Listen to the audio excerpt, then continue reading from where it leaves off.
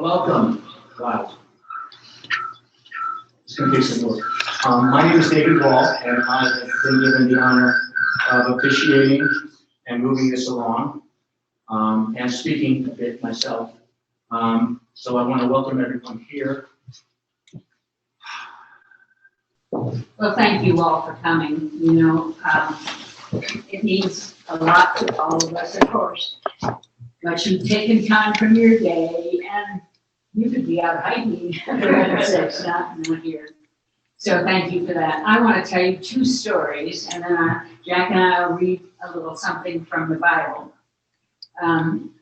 George was a unique person. I guess I don't need to tell any of you that. I met him 12 years ago through a friend who was a college classmate. She invited us to dinner, and we met. He was using a cane, and I thought, oh, brother, there's an old man. And I was, he wasn't attracted to me particularly. Is that fair? But he invited me up here. And imagine that. I mean, here's this 80-year-old guy inviting a 77-year-old woman up for a date at, Dale. Well, I was very excited. I didn't, this is going to be fun. So I came up and we sat down for dinner, and without too much introduction, he said, "Would you like to go to Syria with me?"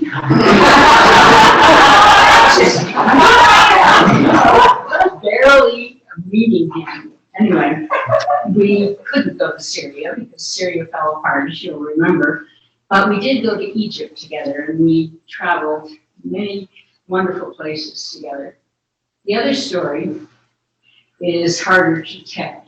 It's the last morning that he was with us, and we were sitting around the table right over there, and he was saying something to Susan, and saying something to Gail, saying something to John, and to Mike, and to me. And he thanked me for our lives together. Then he said, "I think I want you to get married again."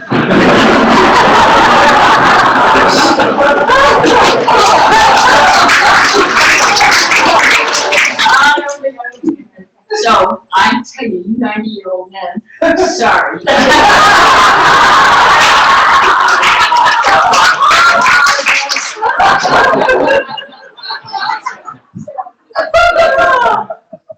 Jack's going to help me read this.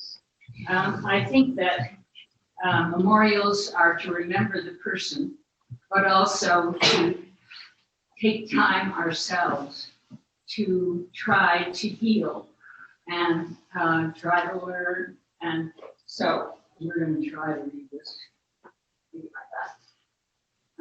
You know the words, the 23rd Psalm.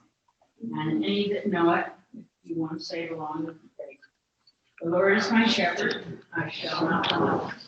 He makes me lie down in green pastures. He leads me beside still waters. He restores my soul. He leads me in paths of righteousness for his name's sake. Even though I walk through the valley of the shadow of death, I fear no evil, for you are with me. Your rod and your staff, they comfort me.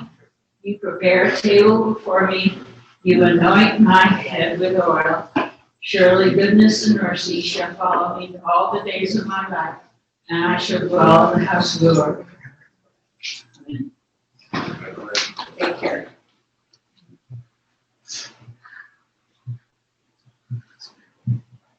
Okay, that's it. We're going to stop right here. Wow. Phew. Well, I want to add something to just a comment on something you just said. Yeah. As I recall the story that you showed with me, he did not say that you couldn't date.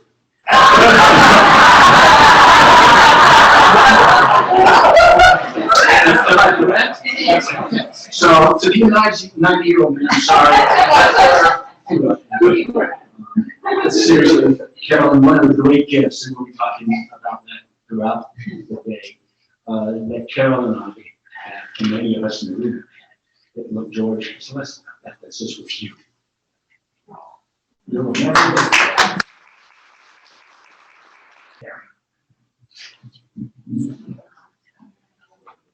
Oh, I should take my mask off. Yes, I usually put a mask on. Yes, ma'am. Just like a Mizner.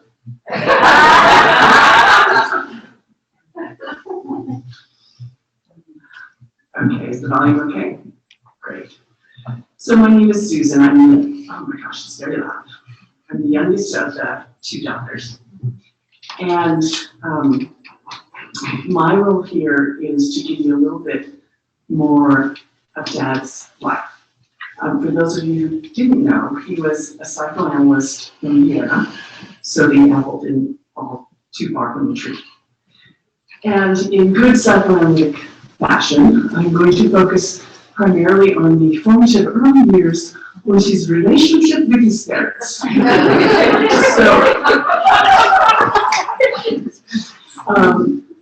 On the sideboard there, we've created just a series of photos that sort of walk you through his early years. And it starts with a photograph of this beautiful mansion that was in the Prater, because Dad was born into Viennese Jewish royalty.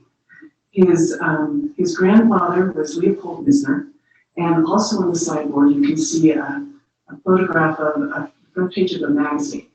He was the publisher of I need Gail to pronounce it properly, Die Schöne Wienerin, which basically translates into the Viennese Vogue of the day.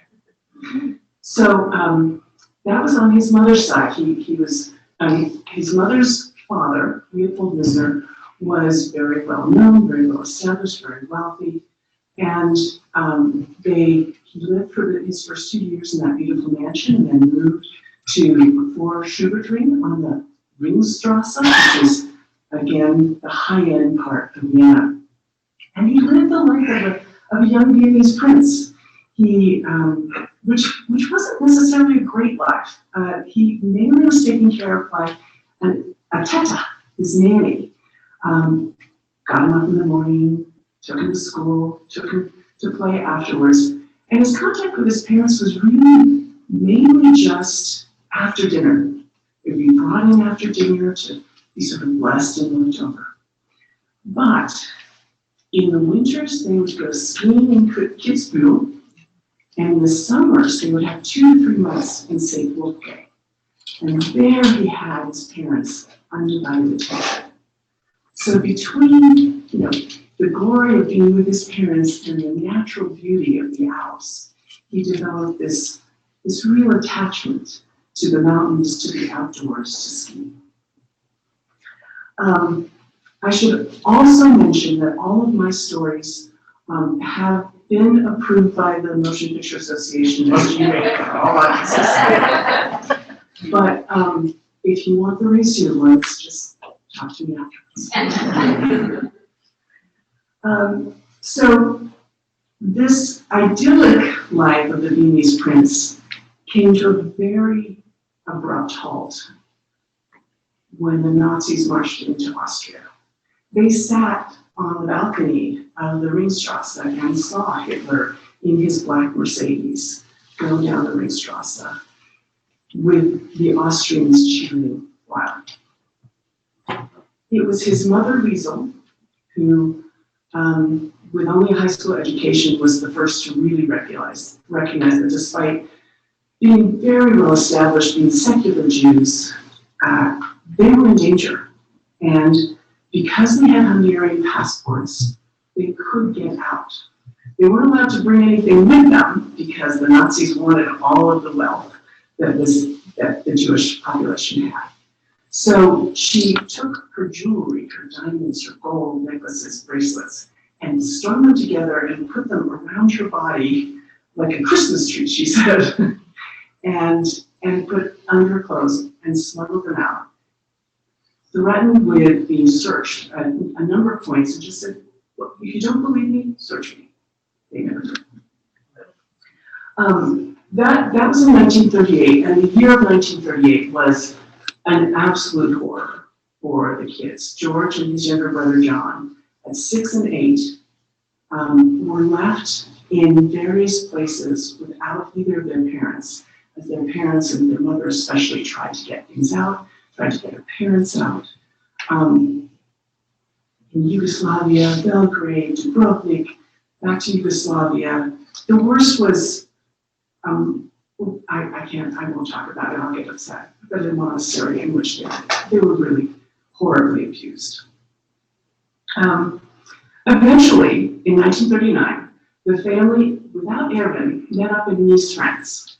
And there's photos there of the grandparents and Liesel and John and George having a moment of respite, a moment together where they could catch their breath.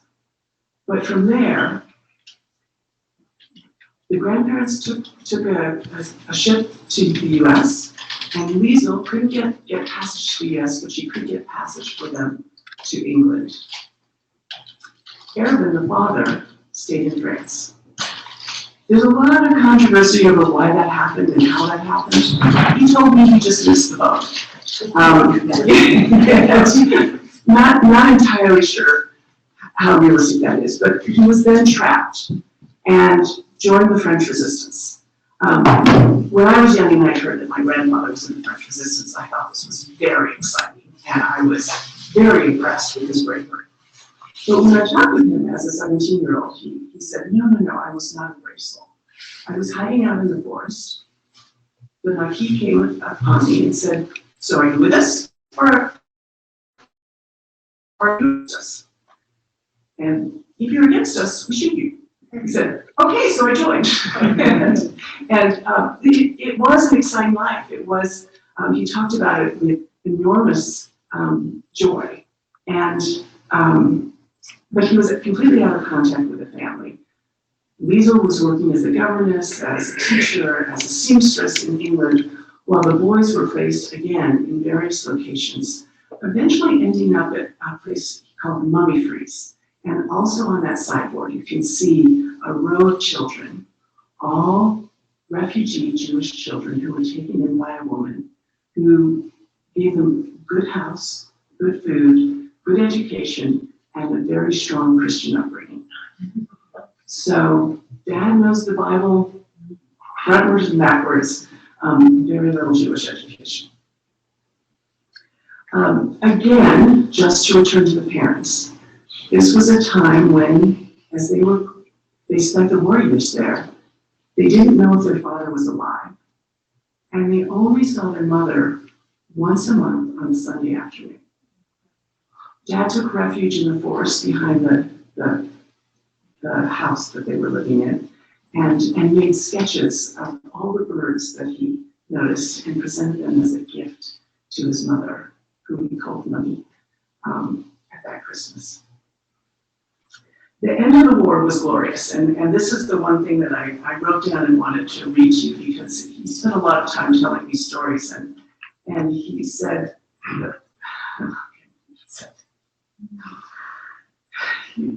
when the end of the war was announced, he said, I can remember walking with absolute joy in my heart.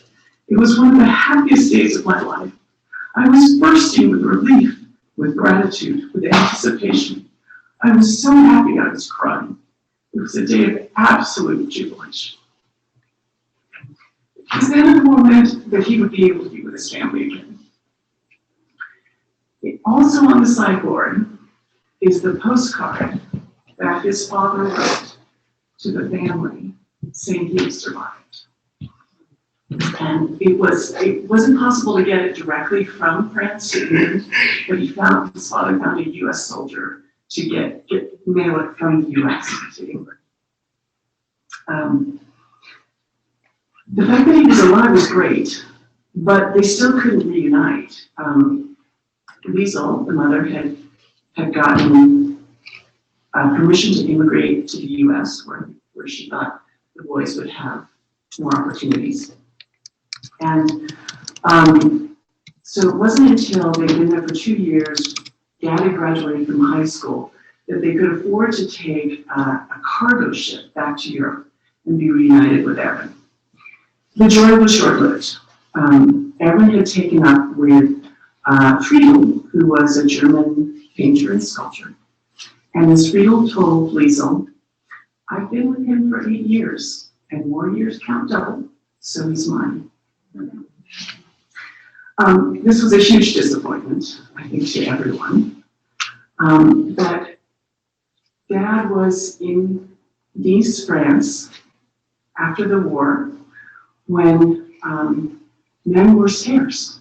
And so if you see the photograph over there with him in a bow tie and boxer shorts and very little else, you can see that he made the best of the situation. G-rated. All right, what else do I need to tell you? It was after that trip that when they returned to the US that they changed their name from Deutsch, which was their father's last name, back to Mizner, and continued the Mizner Empire. And at the end of that table, it sort of finishes out his youth. He went to Antioch, went to medical school, married mom, beautiful wedding picture there, and then had these adorable 2 girls who dressed up in Austrian dirndls for special occasions in this photograph there.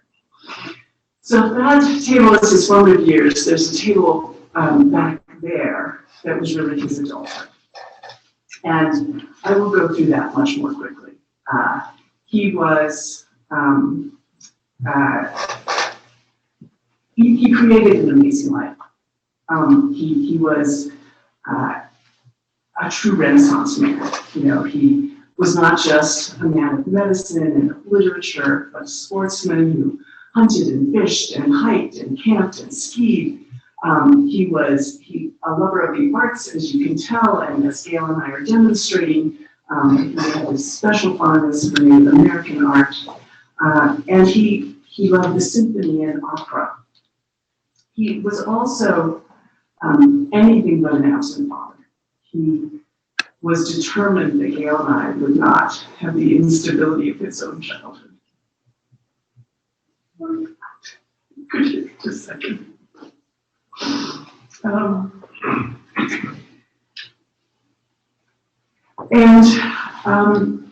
He gave us a lot of stability. I went to the same campus for elementary school, middle school, and high school. And he had great ambitions for us as well. He was an early feminist, especially for his daughters, not for his wife so much. And it was incredibly impressive what he did with his life.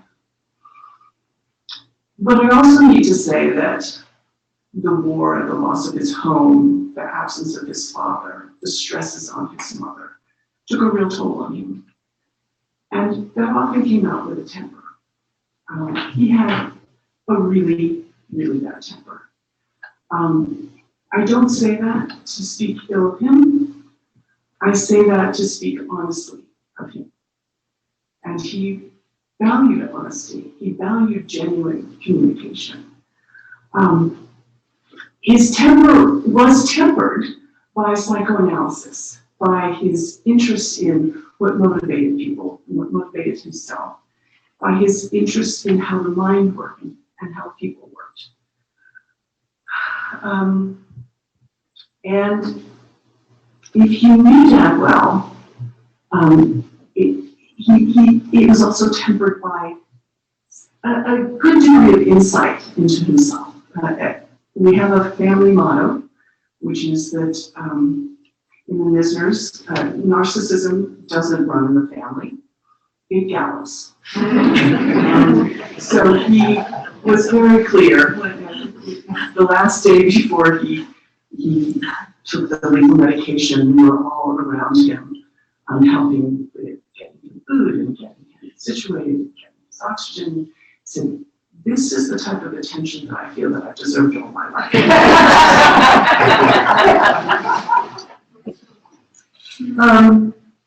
Dad also had lots of opinions. If you knew him well, you knew that he would share his opinions. Often they were opinions about you, and he was not reluctant to give them to you. But he shared them out of a desire for you to be better. He thought he knew what was best for you, and he wanted what was best for you. He was not always wrong, he was often right. And he also wanted to be better himself. I saw his evolution as he grew older, wanting to make up for the faults of his youth, wanting to make up for his mistakes, wanting to be better himself. And he grew into the father I always wished I had, and the father that he never had.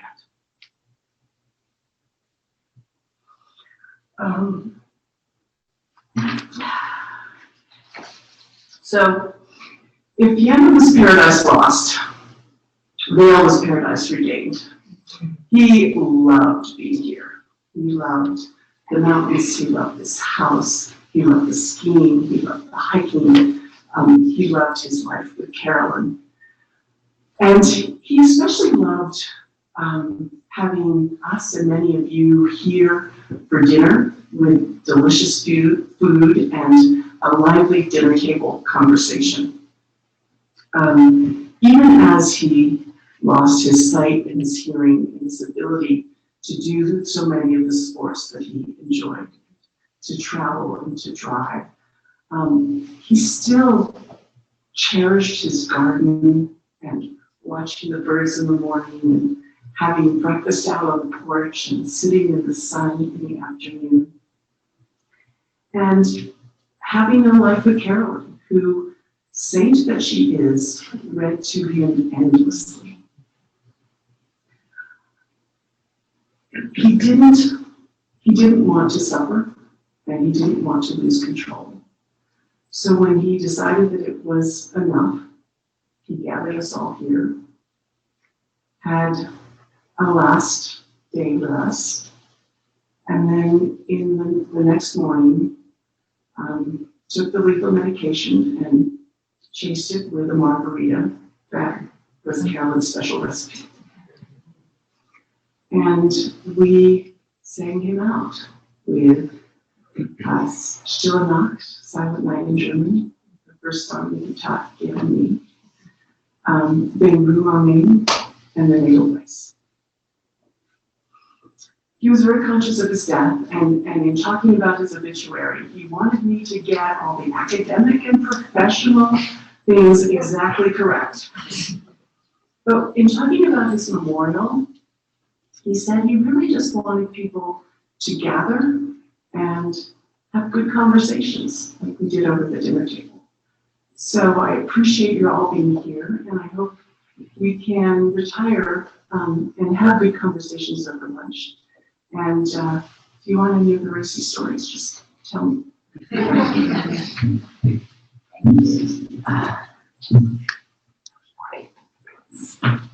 Rabbi. Put your mask back on. Thank you. Wow. Adorable goes very deep, huh? Adorable goes very deep. That's beautiful. Thank you. One of the other gifts, many gifts of George, is our bond. Or sister, or just sister. We'll do it that way. So there's obviously so much more. And my next pleasure, of course, is to introduce the older sister. Yeah.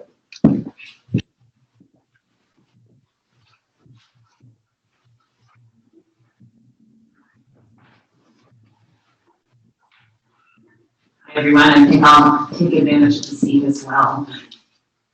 I also want to thank you all for being here. It means an enormous amount. And I feel all your love.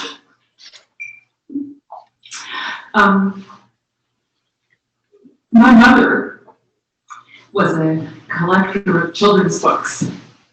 And one of her favorite books, one of my favorite books, was called Badger's Parting Gifts. It's about a very old bachelor who knows that it's time for him to die. And writes a letter to his friends, telling them goodbye, and then goes down the dark tunnel in a very realistic and accepting way, very much like my father. And then the rest of the book is about how the friends realize as they grieve all the gifts that Badger had imparted to them. So I thought that I would talk to you today about the gifts that my father gave me, us. The first one was my mother. One look at that photo with the bow tie and the boxer shorts lets you know that Dad was kind of a playboy. But when he chose to marry, he chose a woman of incredible empathy and kindness and integrity, who was wonderful with young children. That was her work. She understood what young children were thinking and feeling in a way that never ceased to amaze me. Obviously, this makes for a good mother. And Dad always used to say that it was due to our mother that Susan and I turned out halfway normal. I think that statement could be debated, but not whether it was due to her, but whether we were normal. But she was an incredible mother, and that was certainly the first gift that he gave us.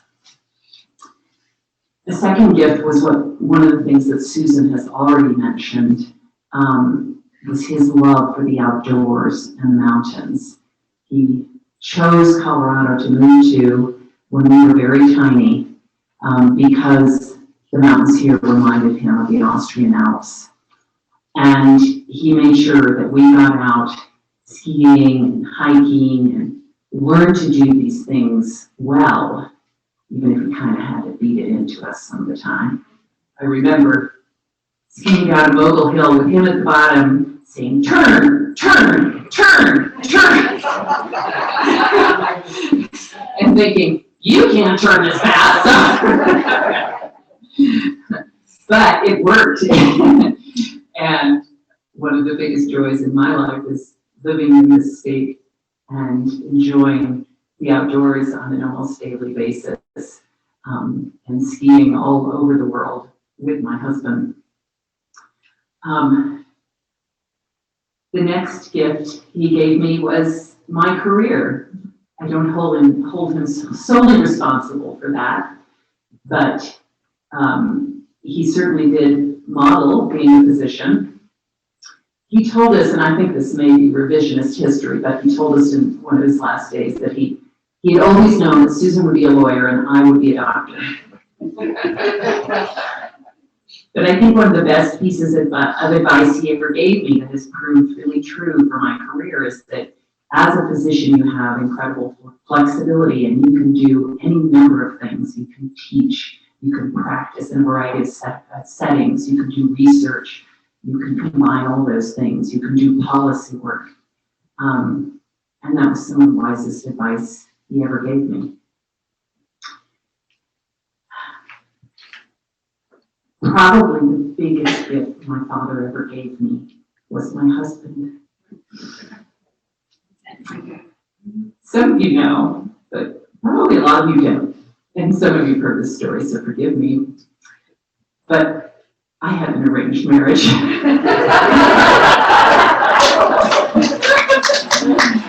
My father met Mike and his brother Peter skiing in Chamonix, France. I was in residency at the time, early on in residency, and he came back and told me about this family of 5 adopted children whose mother made ski clothing, and I thought, okay, that's fine. And then a couple of years later, when Mike, who had been living in Nevada, moved back to Colorado and called my dad to go skiing, my father invited me. And I knew I was being set up, because he bought me a new ski outfit. Mike had no idea what was going on. Dad has always denied that he did this, but he did it. I arrived late in the old ski outfit, but I was able to see through my resistance at the idea of my father setting me up with someone, see the value in this wonderful man. And I think that neither my father nor I fully understood the depth and the enormity of the gift he gave me in introducing me to my husband. It's been the blessing of my life.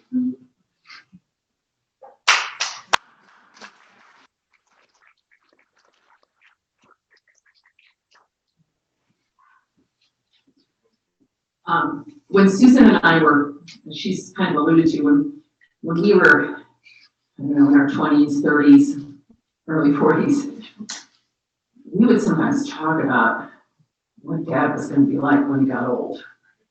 And we thought, oh my God, he is going to go raging into old age. He is going to be impossible. It turned out very much not to be the case, as she's indicated. He actually mellowed with age. At one point, I was having a conversation with him about that and about why that was that he's been able to mellow. And he said, well, you know, I think it's the dropping testosterone levels. And I said, we should have had you castrated. Sorry. He was able to laugh at that. But I think that the biggest gift in his old, I know that the biggest gift in his old age was Carolyn. That was a gift to himself, of course, but it was also a gift to us. Because Carolyn, with her patience and her joyful attitude towards life and her love for our Father, gave him the best last 10 years of what was already a good life and allowed us to experience the best of our Father. Carolyn will never be able to thank you enough for that.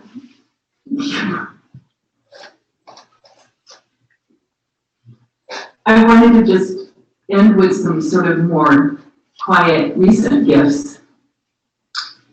One of them is obvious, which is all the sculpture and painting and Native American rugs and pottery and jewelry that you see in this house.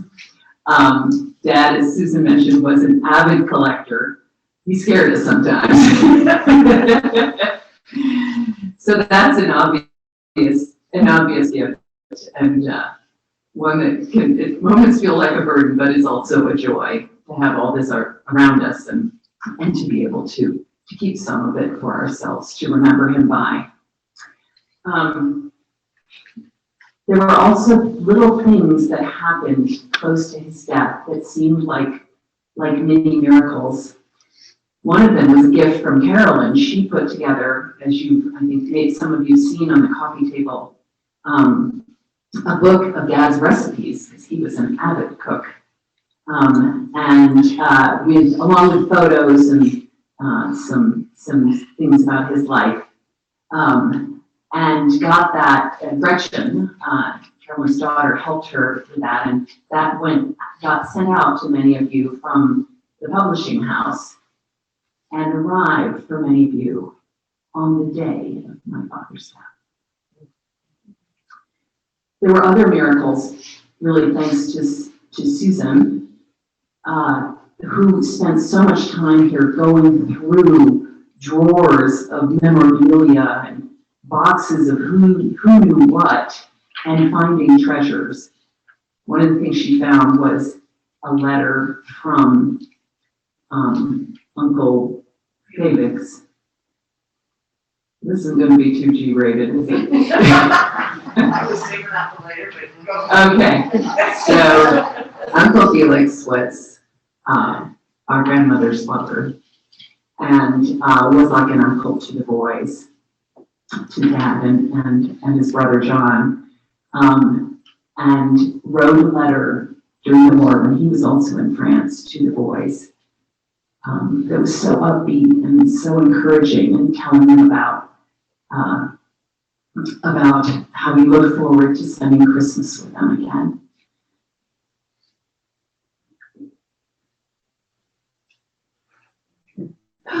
Uncle Felix was taken to Auschwitz and died, but finding that letter was such a precious gift for Dad.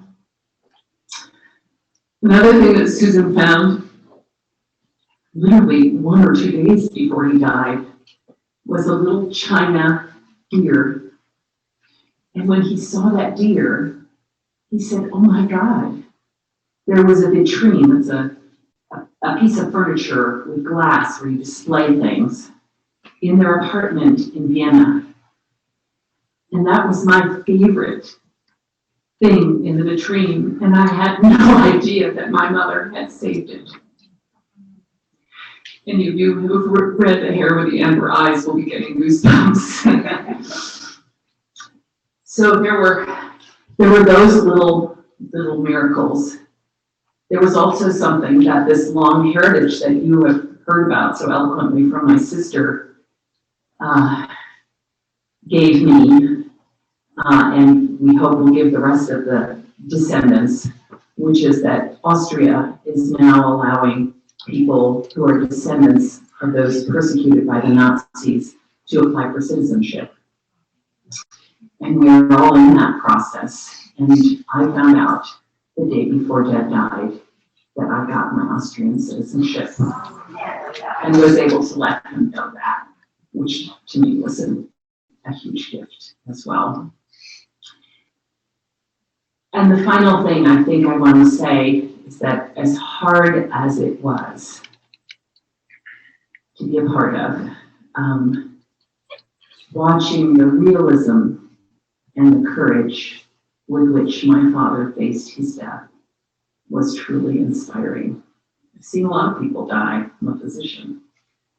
I have very rarely seen somebody face the reality of death with as much courage as he did. And that was a gift as well. Thank you all. Thanks for being here.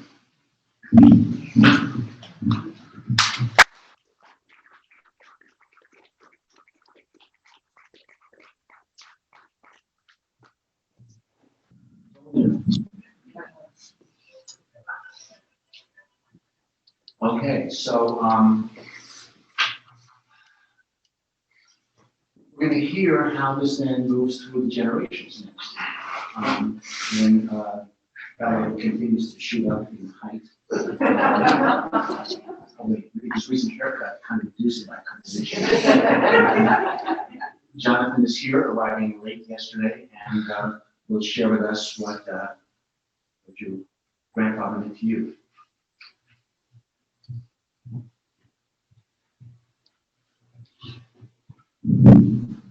Thank you. Can everyone hear me okay? Great. Thank you, Dave. Thank you, Carolyn. Thank you, Mom. Thank you, Gail. For those of you who don't know me, my name is Jonathan Palish Mizner, and I am one of George's 3 grandsons. Sorry, excuse me before I begin. I'm just gonna undo this top button so I can speak a bit more freely. Okay.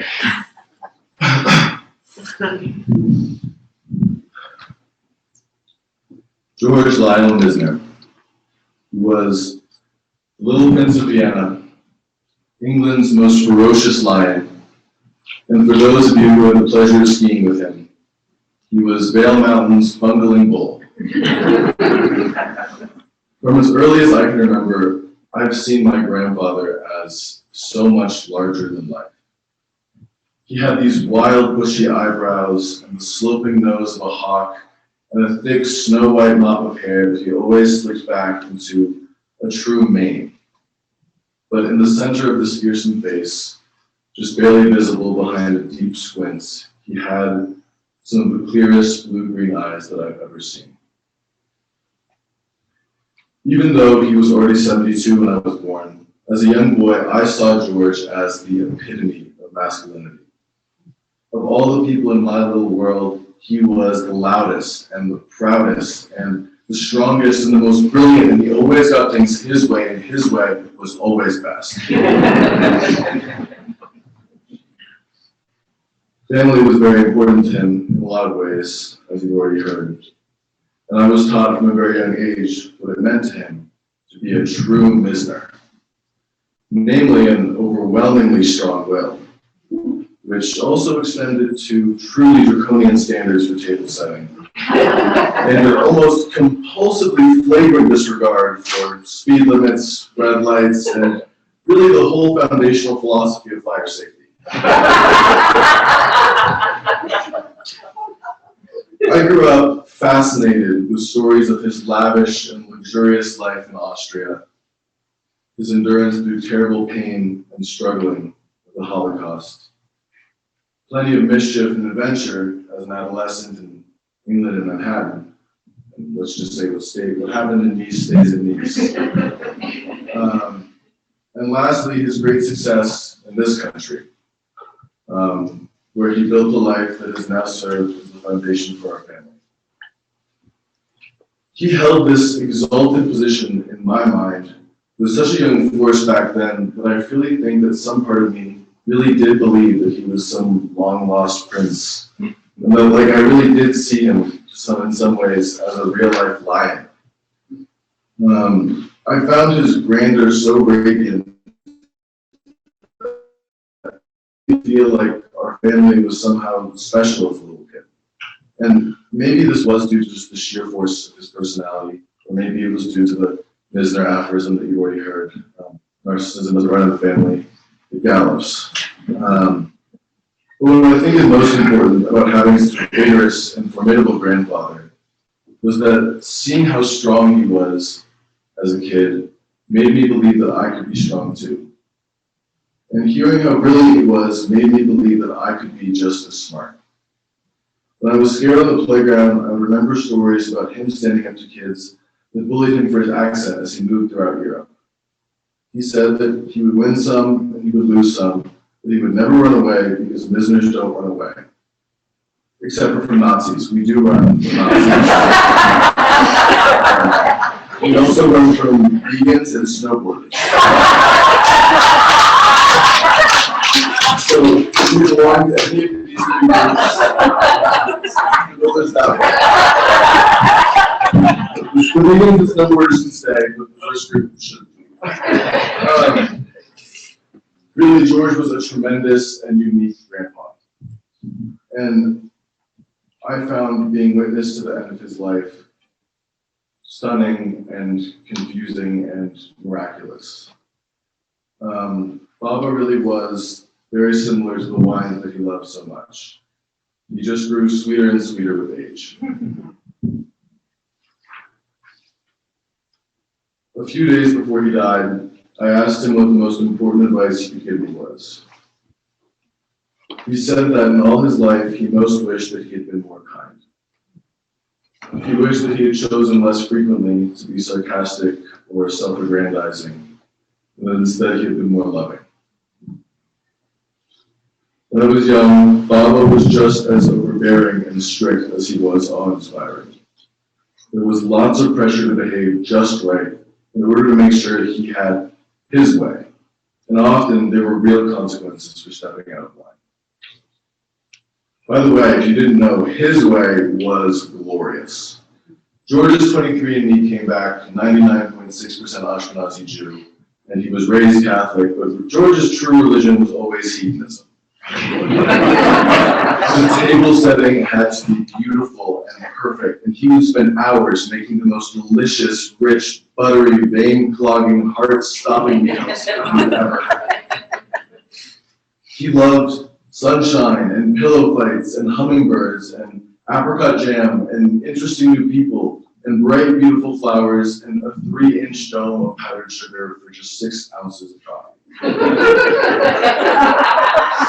He enjoyed the simple things. I mean, the way he would look at you after offering you a bowl of raspberries after a good meal, you would think that he had brought psychedelic mushrooms to church. And he was inviting you to do them in the alley outside before the service. There was so much possibility and mischief in just a simple thing like that. For Baba, living, really being alive, was much, much more than just existing. And most of us don't think like that. We go through day by day, week by week, without really stopping to think, without slowing down and appreciating what's around us, without trying to do something new. For Baba, living meant connecting with a beautiful world and being present to relish in everything that it had to offer. I think George's outlook for the majority of his life could be described as seize the day and do so with an iron fist. Fortunately, as he grew older, his grip on the day grew much more gentle. In the last several years of George's life, he was no longer my overbearing grandpa, and instead he had become one of my closest friends.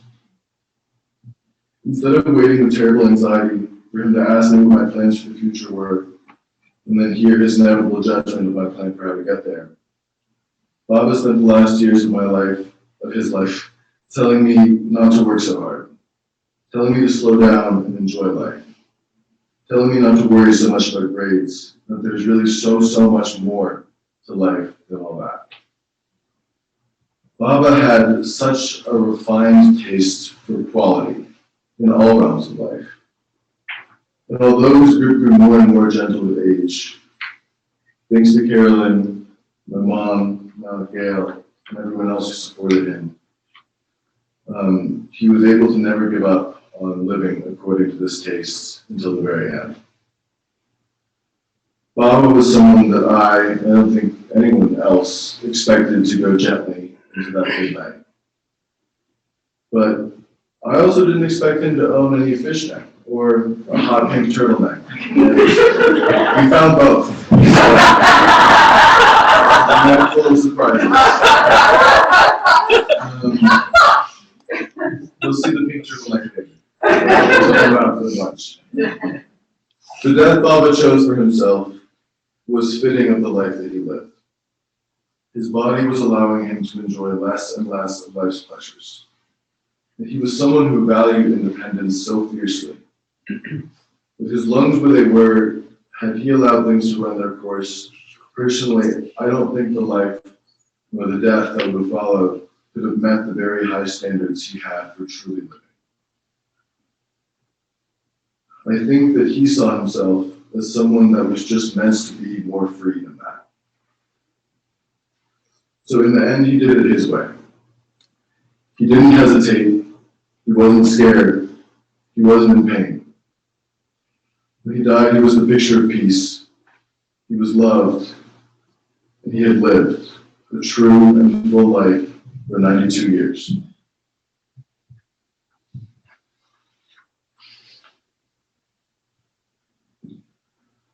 I love you, Baba.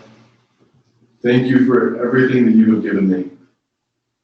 And I will try to live a life that you would enjoy. Thank you, guys.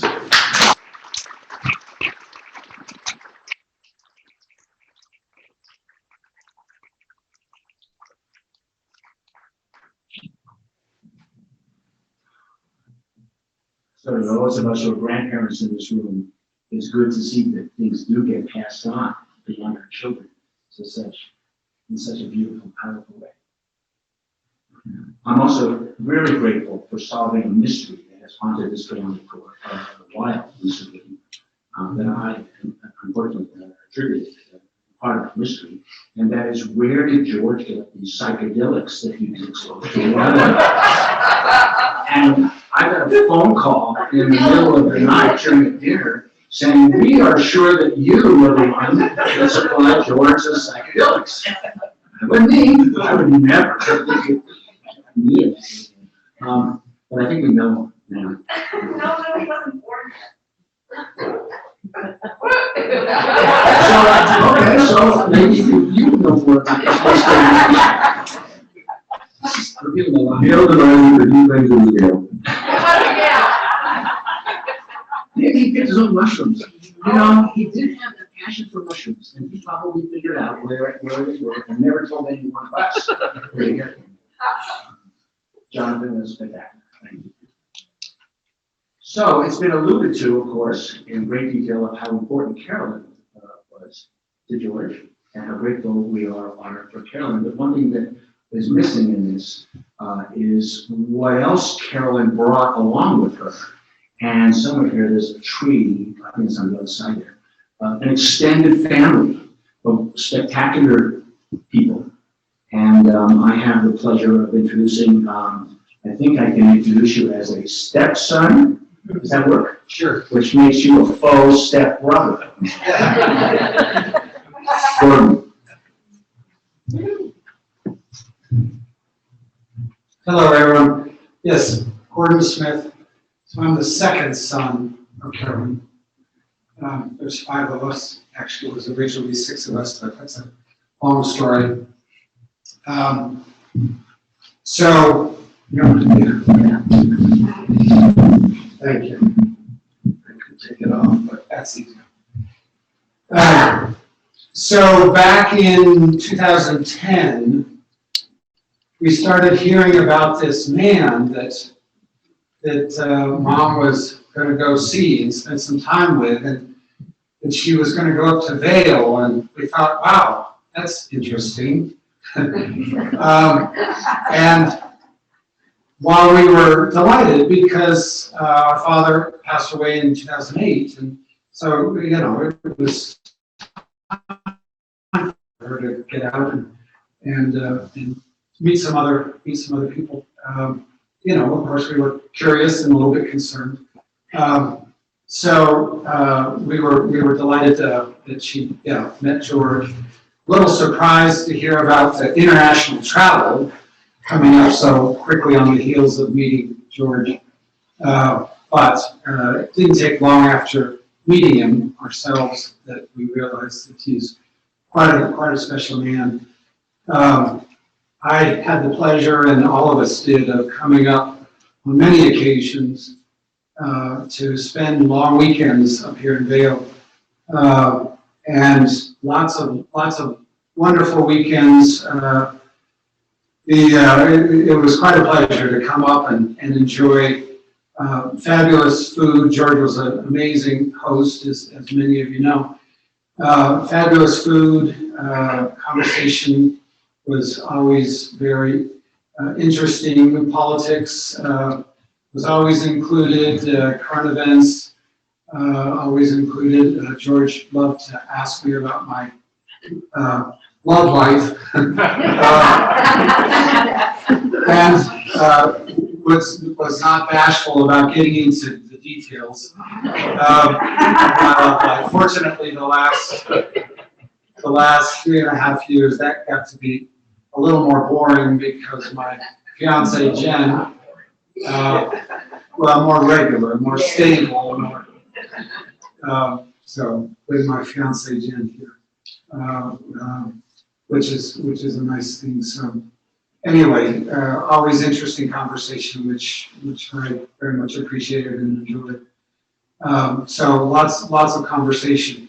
And enjoyed going to Bravo concerts, which was fabulous. Enjoyed skiing. Obviously, he didn't ski. I was sorry that he had stopped skiing. But when we'd come back, he would very much appreciate hearing about the conditions that we enjoyed during the day, and that was fun to share. Occasionally, we'd get him down to Denver even, which was nice. One experience in particular stands out where went to a fancy dinner in Lammer Square, followed by Hamilton. It was the first time Hamilton was in Denver. And so it was a special night to go to Hamilton. Unfortunately, he had to admit afterwards that he couldn't see the stage all that well, nor could he really hear. So he didn't get as much out of it as he had hoped, but I think he enjoyed it quite a bit nonetheless, just being there, the energy and the fun and the experience was well worth it. Enjoyed participating nonetheless. So anyway, lots of nice times back and forth. Enjoyed all that. The other thing that we often would talk about was fishing. Fishing was obviously a passion of his. And my son and I, Parker, got into fishing 3.5 years ago or so. And so then had something to talk about because I could share stories about that and ask him questions and get into that more, which was a lot of fun. Made that a much more interesting conversation for the two of us. Fishing, for anybody who doesn't do it, it's not very interesting to discuss. If you're into it, you're really into it. If you're not into it, it's not very interesting. And so anyway, George left me about a year ago, a little less, with his fishing vest, which you can appreciate, was adorned with just about everything you can imagine. So, it has all the perfect flies, it has all the perfect fly line, gink, for anybody who knows about fishing, the proper scissors. Anyway, I very much enjoy using his fishing vest. He also left Parker with the boots, a pair of boots, which I know Parker's enjoyed using. So it's nice. It's nice to have those mementos and appreciate all the attention to detail that he gave. Because I still use all that equipment, even though some of the line is probably not as good as it was once. But I still use a lot of the flies, and they still work great catching those fish.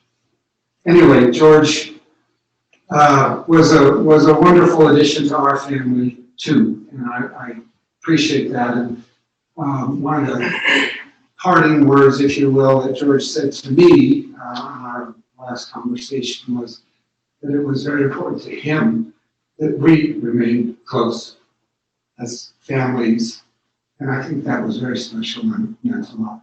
So I hope that continues and do that. So anyway, I'll come with some. Thank you very much.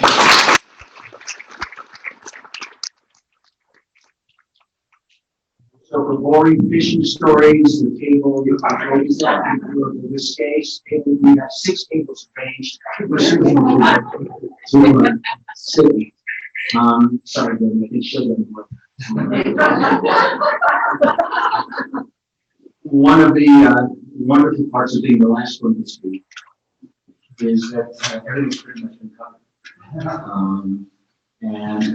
I'm not coming at this as a family member or a recently engaged family member, but as a student, a colleague, a friend of George that spent 48 years. And I see here other colleagues from our careers down in Denver, and I know that I speak for all of you in remembering the kind of impact George had on us as young psychiatrists, as young doctors, really, about how special it was to be a doctor, about how our contributions to the world made a difference. His love of the profession extended to us and to our love of the profession, and I think to our patients who we were able to give so much more because of our contact with George. It is so hard to talk about someone with such complexity and depth and size and issues that George carried throughout his life on the heels of his death. It's so close. For me, it's a collage of images and memories. I haven't slept well, with different things coming up throughout the night, thinking about what George meant to me. And thank you to the speakers before to help me say it, and you've done it beautifully. I guess there's one thing left that I would like to speak to about what George means to me still. And that is that, and I think a few of you have spoken to this, George taught me about dying.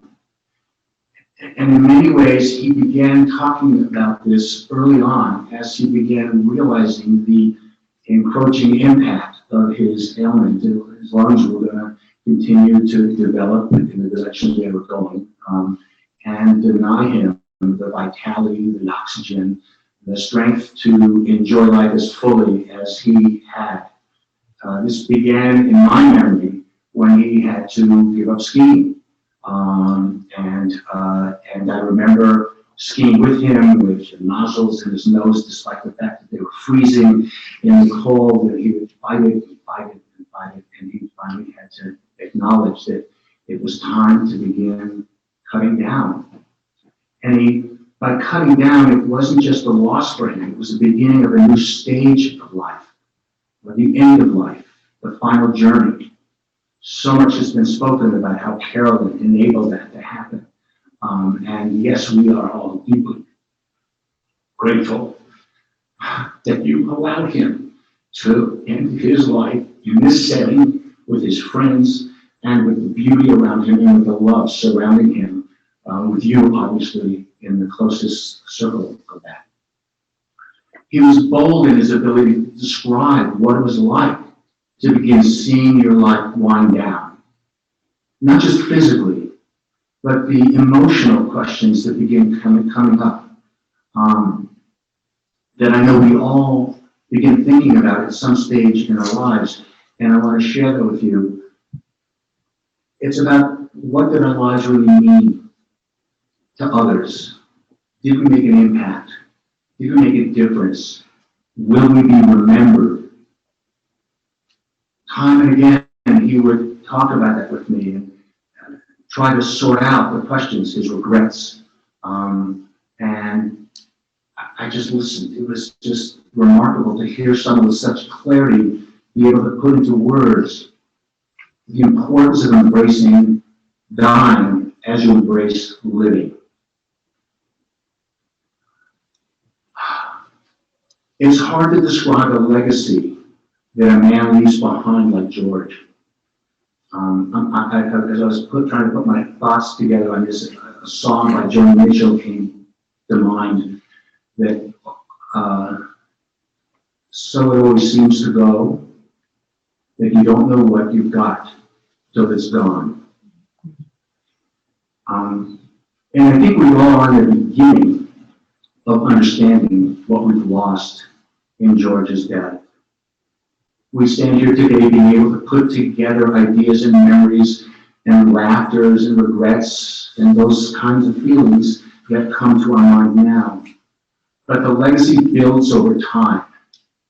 And over the next days and weeks, months, and years, George's legacy will be written in our thoughts and our hearts for as long as we carry on, and particularly as we enter that stage in our lives where the end becomes clearer.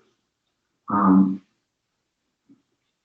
can only say to George, if he were here and listening, and I hope he is, because he had doubts as to whether there was anything after this, and I hope he's been proven wrong, and that he's here and looking down on this. First of all, so pleased that so many of us are here. And if he had any hand in it, I'm sure he'd be pleased at the weather that he was able to create to enable us to get together. But he's here, and I think Jonathan imagined that for me, that I could say to George, yes.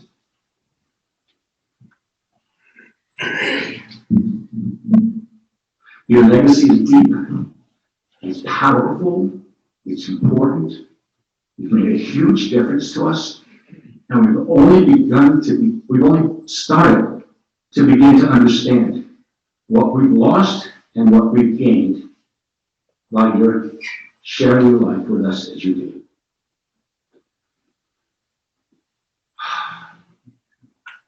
You ready? You want to invite people to? Yes, thank you.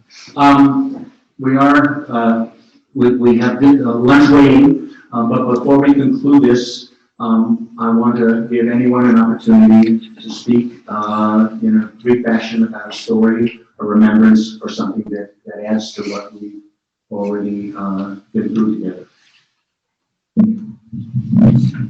Please. I'd love to say Okay. something. I'm sorry. Okay. Okay, so, Smith was first. I just want to share, George and we had organized just a quick, well, it wasn't quick, a dinner up on the mountain.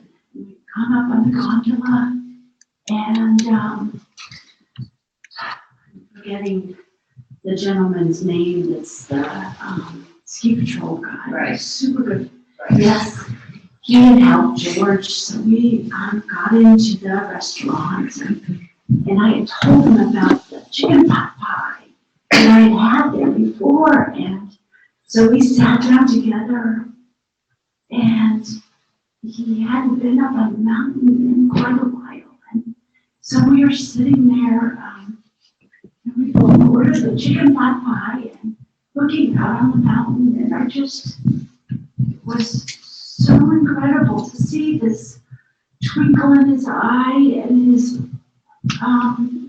intense love of the mountain. And you could just see this, the passion that he felt and just sort of the, his intensity, how much he loved life. So it was just really fabulous to get to sit there with him. And he grabbed my hand because it was tough for him to get up there. So it was so fun to be there with him. So thank you.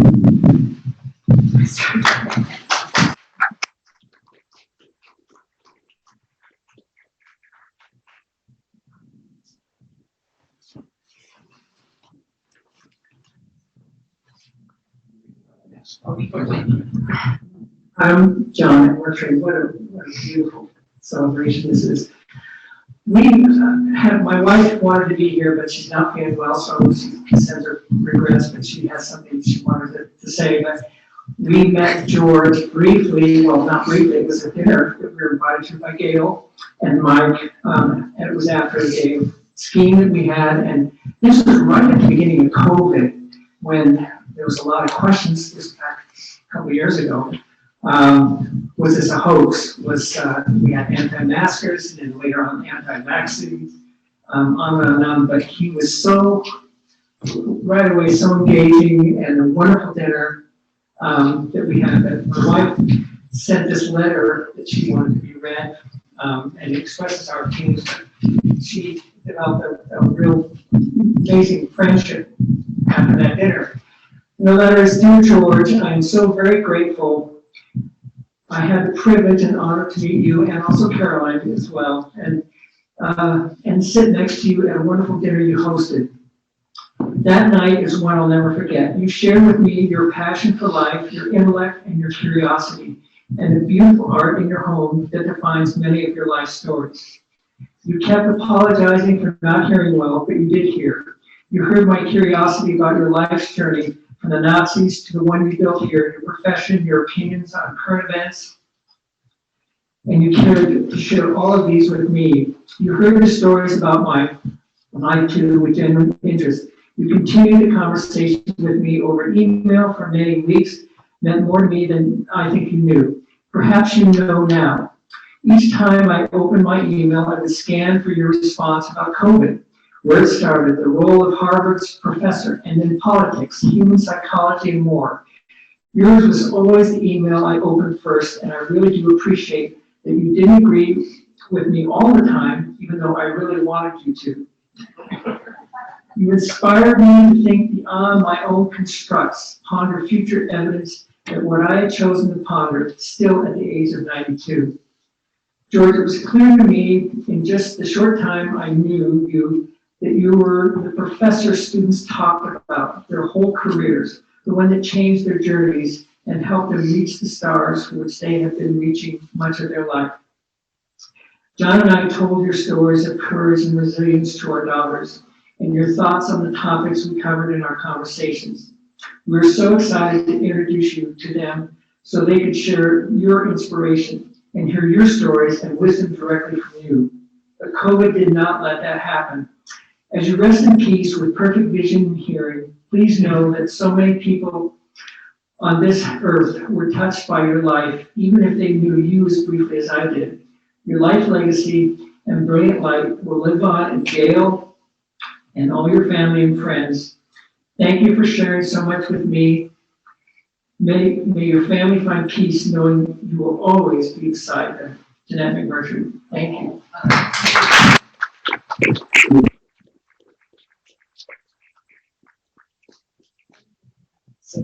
Sure. Thank you. That's okay. Anyone else would like to?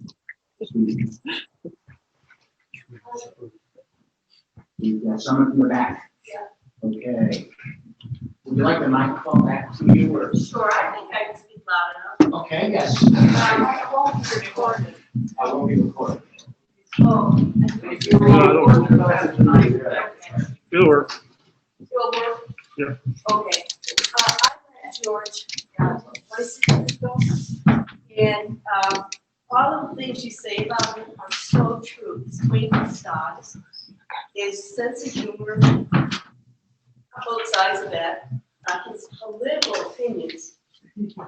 And, I remember going skiing with him, and we were in the back rows, and he went off one way and I just went the wrong way. Did a really high air jump, fell on my knee, and then I managed to get down, and he said, now you have to do that again. And I'll never forget that. I mean, I have such a deep love for the man and such a good friendship. I remember talking food, but I remember talking opera.